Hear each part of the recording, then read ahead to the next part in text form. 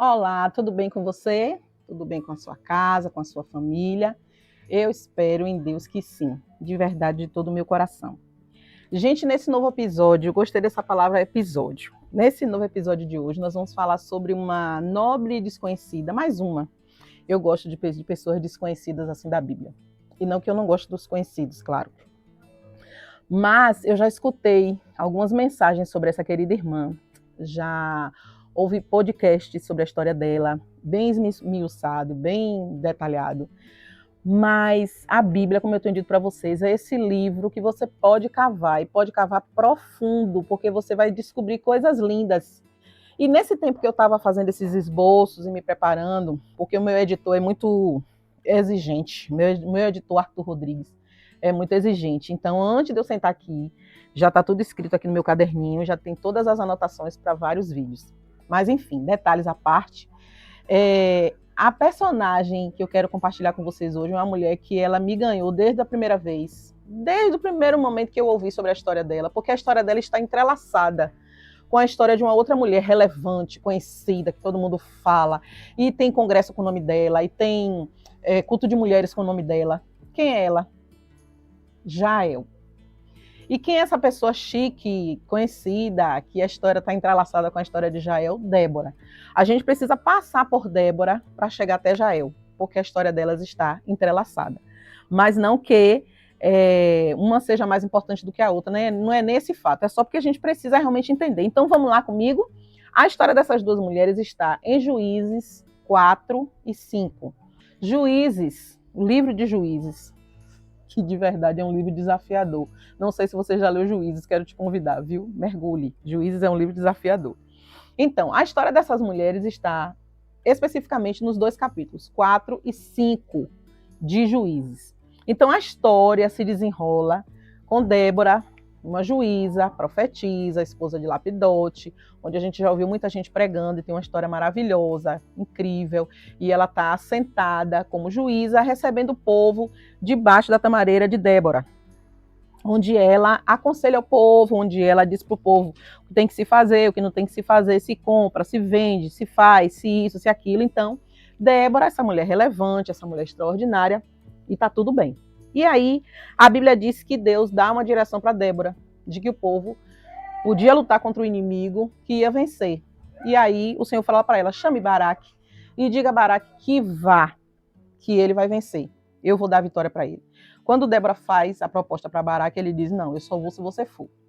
Débora diz, tudo bem, eu vou com você, mas a vitória não vai ser dada através de você, e sim através de uma mulher. E aponta já para a nossa querida Jael. Pronto. Fazendo essa introdução para que você possa acompanhar nossa linha de raciocínio, a descrição dessa história é maravilhosa, maravilhosa. E a Bíblia diz que Baraque vai e vence, e eu quero te convidar de verdade a ler esse capítulo, porque não é simplesmente assim, ele foi e venceu, tem muitos detalhes, é uma história maravilhosa. E ele vence, e está tudo bem, está tudo maravilhoso. Começa aquela matança dos inimigos, e o líder, o comandante do exército, Sísera, ele foge para que ele também não seja atingido por tudo isso, e ele chega na porta de Jael. Quem era Jael, gente?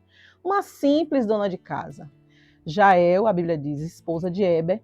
Heber e Jael não eram do povo de Deus, e esse detalhe é maravilhoso, e guarde isso aí. E eles tinham, o clã de Heber, eles tinham um acordo de paz com o rei Jabim, líder de Sísera, líder desse exército inimigo. Então presta atenção, o marido dela tinha um acordo de paz com o inimigo, guarda essa informação, beleza? Ok. Sísera chega na porta dela e ela observa tudo aquilo e chama ele para dentro e hospeda ele com toda a gentileza, com toda a delicadeza. A Bíblia diz que ele pede água e ela diz, não, meu senhor, de maneira nenhuma, pega um leite bem quentinho e dá a ele, e um cobertor, e ele, exausto, dorme, e ela com um martelo e uma estaca mata Sísera. Só da gente contar assim, esse resumão já é maravilhoso. Mas tem alguns detalhes nessa história que eu preciso trazer para você. Quando Baraque também vem correndo atrás, porque faltava matar o comandante, ele chega também à porta de Jael, e Jael diz, eis aí o inimigo de Israel. O problema já está resolvido. Uau! No capítulo 5, toda essa história é contada, e contada de uma forma muito linda. Tem um cântico de Débora, e aí Jael é elogiada, ela é bendita entre as mulheres, e ela é corajosa, e essa coisa toda, mas tem alguns detalhes que a gente precisa compartilhar. Coragem nas limitações. Uma mulher simples, uma dona de casa, sem recursos bélicos, sem preparo para a guerra, sem treinamento específico, somente com um martelo e uma estaca.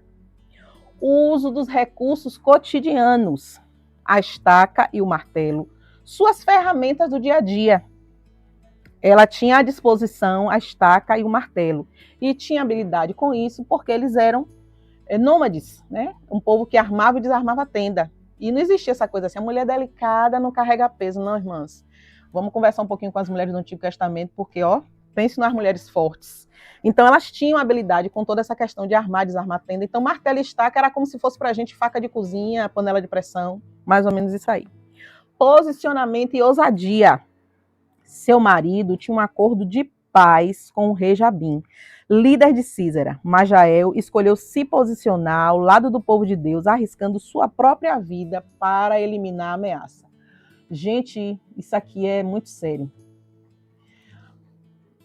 Futuramente, Jael poderia ter um prejuízo enorme, inclusive no casamento dela. Mas a Bíblia diz, está descrito lá, vá ler na Bíblia. Não é um acréscimo meu. A Bíblia diz que ela decidiu pelo povo de Deus e decidiu arriscar sua própria vida para eliminar esse inimigo. Ação estratégica. Em vez de se desesperar, ela usou de astúcia, ofereceu hospitalidade e acolhimento para que Sísera se sentisse seguro, para relaxar e dormir, para que então ela colocasse seu plano em prática. Observação: Jabim e seu exército cruel vinham oprimindo Israel há mais de 20 anos. E com certeza Jael escutou esse relato. Não é porque ela era do lar que ela era uma mulher alienada, desconectada com a realidade. E eu quero trazer isso com muito amor e carinho para você. Seja você mulher que esteja me ouvindo, jovem, um homem que esteja me dando o privilégio de me ouvir aqui, um irmão em Cristo. Não é necessariamente porque você não está na linha de frente que você não precisa estar ciente do que está acontecendo. Já é uma simples dona de casa, mas ela entendia todo esse contexto. Ela sabia quem era Jabim, ela sabia quem era Cis, ela sabia quem era Baraque, e ela sabia quem era o Deus de Israel. Então a Bíblia diz que esse povo oprimia, Jabim e seu povo, seu exército, oprimia Israel por 20 anos, e com certeza Jael escutou esse relato. Mesmo sendo do lar, ela se conectou, ela procurou entender a realidade ao seu redor. O clã da sua família tinha um acordo de paz com o rei inimigo, mas ela se posicionou ao lado do povo de Deus. É preciso fazer o que é certo, na hora certa. É preciso fazer o que é certo. É preciso fazer o que é certo, não o que está dentro das quatro linhas, não o acordo que foi feito, não com o que foi combinado antes de pedir sua opinião. É preciso fazer o que é certo. E ela fez. Eliminou o inimigo de forma inteligente e usou as ferramentas que já tinha habilidade. O Senhor quer nos usar, seja onde nós estivermos plantadas, onde Ele colocou a gente, onde Ele confiou a gente. Você já conhecia a história de Jael? Você já tinha lido sobre ela? Você tinha lido essa sequência, Débora, Jael, ou só Jael ficou de pano de fundo e Débora foi essa personagem que foi a protagonista da história e Jael ficou em segundo plano? Não, o objetivo da Bíblia não foi esse.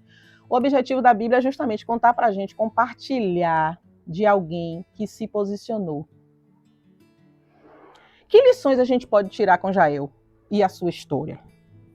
Busque sempre estar atenta, não seja alienada e até desinteressada pelas coisas ao seu redor. Saia da bolha. Uma dona de casa que sabia o que estava acontecendo do lado de fora. No caso aqui, porque ela era dona de casa. Mas podia ser uma empresária que estava focada só na sua empresa. Podia ser alguém que está dentro da faculdade e vai lá só estudar as matérias que estão propostas para o seu curso. Podia ser alguém que tem um filho atípico e se preocupa em cuidar só do filho atípico. Podia ser alguém que o marido não é crente, está focado só na conversão do marido. Seja qual for a situação, saia da bolha. Se interesse pelas coisas que estão ao seu redor. Busque se habilitar para a guerra. O Senhor nos capacita e nos dá ferramentas específicas para cada uma de nós. As de Jael era o martelo e a estaca. E as suas? Quais são? O marido dela e o clã que eles faziam parte tinham um acordo de paz com o inimigo, mas, como eu já disse algumas vezes, ela decidiu pelo povo de Deus e fez a coisa certa. Por fim, não transfira a responsabilidade. É você, mulher, que edifica a sua casa. Identifique o inimigo e as suas ações e elimine-o. Deus te abençoe.